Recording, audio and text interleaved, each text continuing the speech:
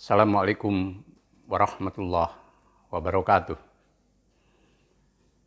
Malam hari ini kita akan tahniah memperingati perjalanan usia jejak dan perjuangan hidup Profesor Dr. Ahmad Syafi'i Ma'arif yang kita kenal sebagai Buya Syafi'i Ma'arif. Buya adalah sosok yang spesial, baik dalam perjalanan pergerakan Muhammadiyah, lebih-lebih dalam kehidupan bangsa. Sekarang Buya adalah tokoh yang selalu disebut sebagai Bapa Bangsa, karena kecintaannya, pemikirannya, sikap hidup, dan tindakannya dipandang oleh masyarakat luas sebagai sosok negarawan bangsa. Buya Syafi'i tentu hadir sebagai tokoh Muhammadiyah maupun tokoh bangsa tidak dalam perjalanan yang singkat dan linier. Beliau menapaki perjalanan dan perjuangan hidup yang luar biasa, yang dalam puncak perjalanan itu kemudian membawa dirinya menjadi sosok yang memberi makna yang spesial bagi kehidupan bangsa.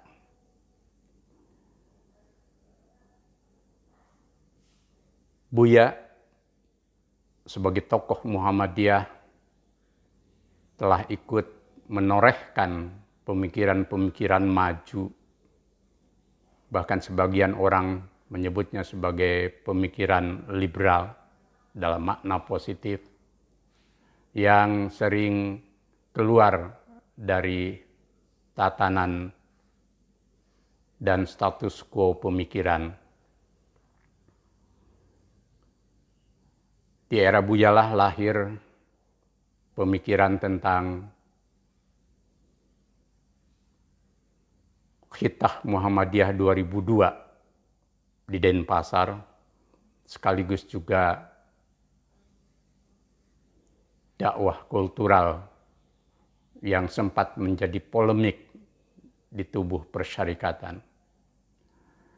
Tetapi dalam konteks Muhammadiyah, Buya paham betul bagaimana membingkai pemikiran-pemikiran itu dalam satu sistem dan kolektivitas, sehingga menghasilkan pemikiran bersama yang memberi warna dalam perjalanan Muhammadiyah, yakni Muhammadiyah yang berwajah kultural, tanpa wajah politik. Politik memang penting, tapi ketika politik masuk pada pusaran pergumulan kekuasaan praktis dan terlibat dalam sikap partisan, disitulah bukan ranahnya Muhammadiyah.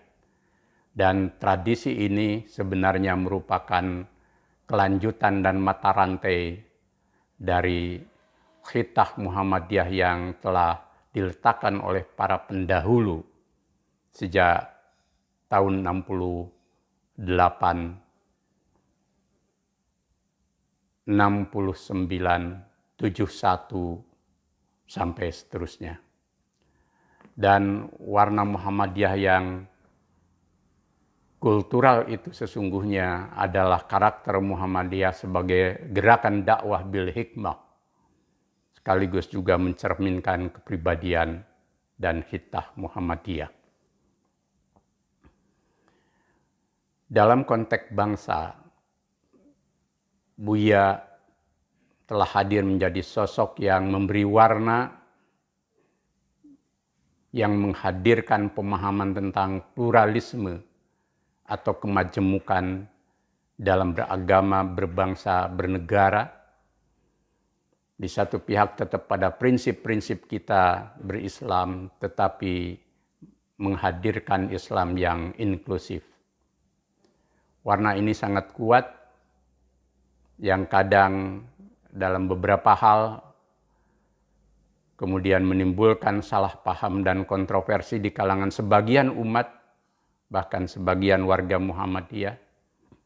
Tetapi lama-kelamaan kita memahami karakter pemikiran inklusif itu sebagai bagian tidak terpisahkan dari alam pikiran Muhammadiyah yang juga bersamaan dengan itu telah bertumbuh menjadi pemikiran-pemikiran yang sebenarnya punya dasar pada apa yang telah diletakkan oleh Kiai Haji Ahmad Dahlan, Islam yang inklusif dan berkemajuan. Kiprah Buya sebagai sosok yang mewakili kekuatan civil society, dia tidak anti kekuasaan dan anti rezim, tetapi juga tidak larut dan tidak masuk pada rezim itu. Tentu setiap orang punya kekurangan,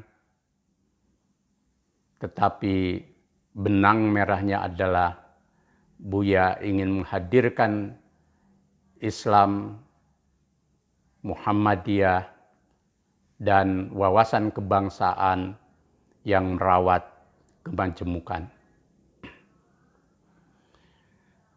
Tentu kemajemukan itu bukan sesuatu yang sekali jadi dan statis, selalu berproses. Tetapi hal yang sangat penting kita pahami adalah baik dalam konteks di tubuh umat Islam maupun dalam kehidupan kebangsaan, kita tidak bisa mengingkari adanya kemajemukan. Kemajemukan adalah sesuatu yang bersifat sunnatullah.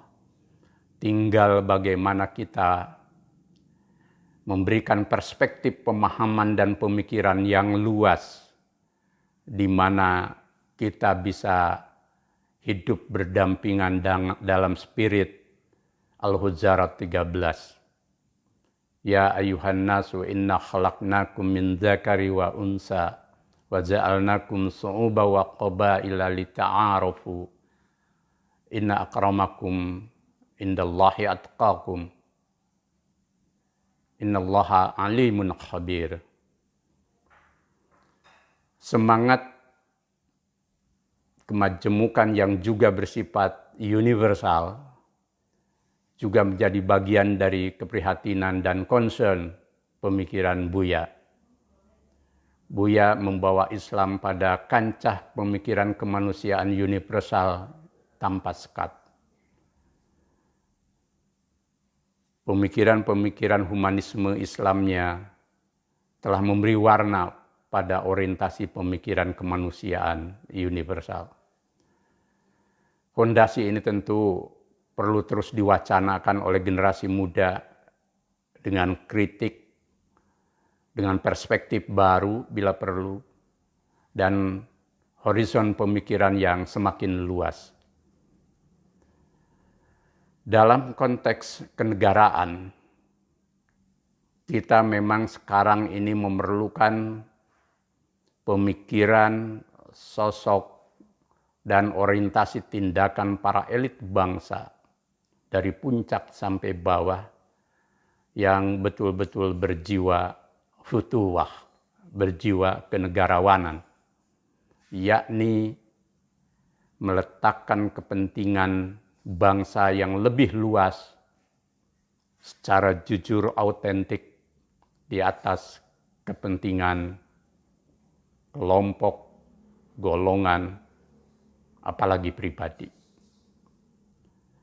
Masuk pada wilayah ini memang tidak mudah karena memerlukan pembongkaran orientasi egoisme atau anania, baik dalam konteks pribadi maupun dalam konteks kepentingan kelompok. Dalam konteks kepentingan pribadi, jiwa negarawan harus mampu mengeliminasi hasrat-hasrat pribadi jangka pendek atau terselubung yang membuat kita kehilangan kejujuran untuk bicara tentang bangsa. Baik ketika kita berbicara tentang sesuatu yang positif dan bersifat progres, maupun sesuatu yang bersifat kritik dan kita pandang sebagai kemunduran. Kritik maupun sifatnya supporting terhadap kehidupan kebangsaan adalah sesuatu yang wajar dan alamiah. Tidak ada problem soal mendukung atau kritik terhadap situasi kebangsaan, tetapi semuanya harus dilakukan dengan cara yang jujur dan autentik, serta meletakkan kepentingan bangsa di atas kepentingan yang lain. Dalam konteks lain, sikap kenegarawanan adalah kata sejalan tindakan. Kita memerlukan para elit bangsa baik di dalam pemerintahan maupun di luar pemerintahan yang menunjukkan konsistensi antara apa yang dinyatakan dan dikatakan dengan apa yang dilakukan atau diperbuat. Manusia tidak ada yang sempurna siapapun dia, tetapi konsistensi itu akan menunjukkan benang merah sikap kenegarawanan seseorang. Bahkan siapapun elit bangsa boleh jadi pernah berbuat salah, tetapi jujur ketika salah itu adalah jiwa kenegarawanan. Kita saat ini juga memerlukan jiwa kenegarawanan yang sifatnya teladan, menjadi contoh bagi rakyat dan masyarakat banyak. Ketika kita bicara tentang demokrasi, tunjukkan sikap demokrat yang sejati. Bersedia menerima kritik dan dialog, bukan menghadirkan diri yang dikdaya anti kritik. Kita juga ingin menyaksikan para tokoh bangsa di dalam dan di luar pemerintahan yang mampu menghadirkan uswah hasanah, di mana gerakan kebangsaan apapun bentuknya, muaranya adalah mengutamakan kepentingan bangsa dan negara. Tidak ada kepentingan-kepentingan pribadi yang menyelinap di dalam pergerakan itu. Biarpun orang tahu dan mungkin juga sebagai sesuatu yang wajar bahwa orang memiliki kepentingan tertentu. Tetapi perbedaan antara negarawan dan politisi adalah kepentingan politik itu di satu pihak ketika dia menjadi politisi tentu harus terbuka di lahan partai politik dan pergerakan politik. Tidak bersembunyi di balik pergerakan massa atau pergerakan organisasi-organisasi kemasyarakatan, di mana di situ memang bukan ladangnya untuk pergulatan politik. Menjadi politisi itu juga penting dan baik, tetapi sikap autentik, jujur, dan menggunakan jalur yang semestinya, itulah yang penting. Tampillah anak-anak muda maupun siapapun dia untuk perjuangan politik kekuasaan, tapi pergunakanlah kendaraan yang tepat, yakni partai politik atau yang secara terbuka dimaklumatkan sebagai pergerakan politik. Jangan memanfaatkan ormas dan kekuatan-kekuatan civil society yang murni dan autentik untuk pergerakan di bidang itu sebagai kendaraan politik. Disinilah pentingnya di tubuh politisi pun ada jiwa futuwah. Kenegarawanan tidak mesti langka, tetapi harus menjadi milik kita bersama para elit bangsa dimanapun. Di pemerintahan, baik di legislatif, eksekutif, yudikatif, dan lembaga-lembaga lain, tunjukkan bahwa semuanya berjuang untuk bangsa dan negara. Wajar ketika manusia atau aktor politik berjuang untuk meraih kekuasaan tersebut, dimulai dengan janji dan segala simbolisme politik yang melahirkan simpati rakyat yang sekarang disebut dengan populisme. Tetapi sekali dan setelah dia memegang jabatan itu, tunjukkan jiwa kenegarawanan. Populisme itu penting, tetapi populisme yang betul-betul autentik. Dengan kekuasaan di eksekutif, dengan kekuasaan di legislatif dan yudikatif. Jika ingin populis, buktikan dengan kebijakan-kebijakan dan langkah-langkah yang memihak kepentingan rakyat, yang benar, yang baik, yang lurus, dan membawa bangsa ini maju. Bukan populisme parsial dan simbolik, hanya menyenangkan hati rakyat seketika, tetapi tidak pernah mengubah nasib rakyat yang menderita dari kemiskinan, dari marginalisasi, dari terhegemoni oleh banyak kekuatan politik maupun ekonomi, yang akhirnya rakyat hanya menjadi objek penderita pada setiap kontestasi politik atas nama populisme. Termasuk atas nama agama. Tidak salah ada pergerakan politik atas nama agama, tetapi tempatkan di jalurnya. Dan jangan agama hanya dijadikan alat, apalagi disertai dengan kepentingan-kepentingan politik terselubung yang membuat umat terombang-ambing di dalam politisasi agama yang akhirnya satu sama lain saling terlibat di dalam konflik kepentingan agama, bahkan konflik atas nama dan memiliki sentimen keagamaan. Disinilah pentingnya tanggung jawab luhur para politisi, para negarawan, dan para elit bangsa maupun di tubuh kekuatan-kekuatan agama. Konteks kenegarawanan juga diperlukan ketika bangsa ini saat ini berada dalam proses perubahan yang belum pernah selesai pasca kita reformasi.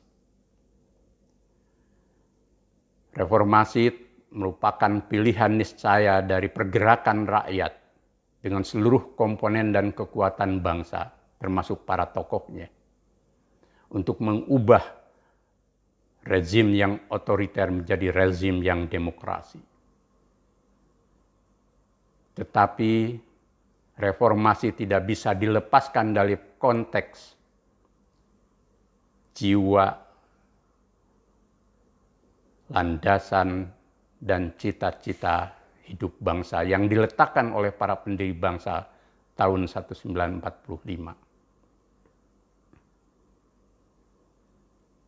Reformasi harus membawa cita-cita menjadikan Indonesia yang bersatu, berdaulat, maju, adil, dan makmur.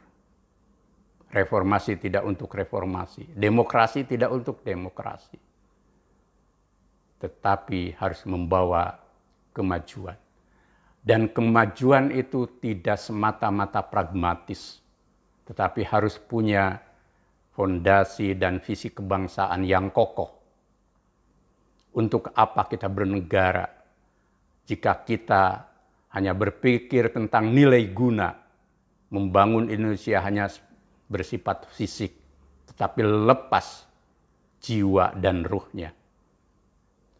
Jadikan Pancasila betul-betul sebagai dasar kita bernegara, yang kita wujudkan bukan hanya dalam kata-kata, tetapi dalam tindakan. Buya Syafi'i Ma'arif sering mengatakan bahwa sila yang paling terlantar di Republik ini adalah sila kelima, keadilan sosial bagi seluruh rakyat Indonesia. Jangan-jangan kita juga mengalami peluruhan sila pertama, sila kedua, sila ketiga, dan keempat. Nilai-nilai ketuhanan jangan dianggap sebagai sesuatu yang parsial. Bahkan dengan titik kompromi antara Ki Bagus Hadikusumo dengan Bung Hatta dan para tokoh bangsa yang lain, dengan penghapusan 7 kata, sesungguhnya sila ketuhanan yang Maha Esa memiliki fondasi yang kuat untuk menjadi jiwa bangsa dan alam pikiran bangsa ini. Kemanusiaan yang adil dan beradab, persatuan Indonesia, kerakyatan yang dipimpin oleh hikmah kebijaksanaan dalam permusyawaratan perwakilan, dan keadilan sosial bagi seluruh rakyat Indonesia. 5 nilai dasar ini harus menjadi jiwa filosofis, bingkai untuk kita berpikir dan bertindak dalam konteks bernegara. Jangan sampai para elit bangsa atas nama Pancasila, tetapi sesungguhnya pemikiran dan langkahnya tidak sejalan dengan 5 dasar dan visi kebangsaan itu. Pancasila pun jangan dibawa pada tafsir-tafsir masa lalu. Jadikan rujukan Pancasila adalah Pancasila 18 Agustus yang telah menjadi kompromi bersama. Kalau masing-masing membawa dan menafsirkan Pancasila sesuai dengan selera kelompoknya, hati-hati, nanti akan terjadi konflik ideologi. Disinilah kecintaan pada Pancasila harus disertai dengan alam pikiran yang luas. Jangan semata-mata karena ideologi yang terbatas. Tantangan kita sesungguhnya bagaimana mewujudkan Pancasila itu. Jika Buya Syafi'i Ma'arif selalu menyoroti sila yang kelima, artinya apa? Negara, baik di eksekutif, legislatif maupun yudikatif, harus peduli dan bertindak atas nama negara. Jangan sampai segolongan kecil orang menguasai hajat hidup rakyat dan kekuatan sumber daya alam kita hanya untuk kepentingan mereka. Bisakah negara, para pejabat negara di 3 pilar strategis itu bertindak imperatif agar tidak ada golongan kecil yang menguasai Indonesia? Itu jiwa negarawan. Tetapi kalau abai dan hanya pada peduli persoalan-persoalan yang parsial, sensitif terhadap isu-isu yang sesungguhnya bisa kita selesaikan, lupa ada persoalan besar, yakni kesenjangan sosial. Dan Buya Syafi'i telah menyuarakan itu. Disinilah pentingnya jiwa dan perspektif yang luas dari para elit negara, baik di dalam pemerintahan maupun juga di luar pemerintahan.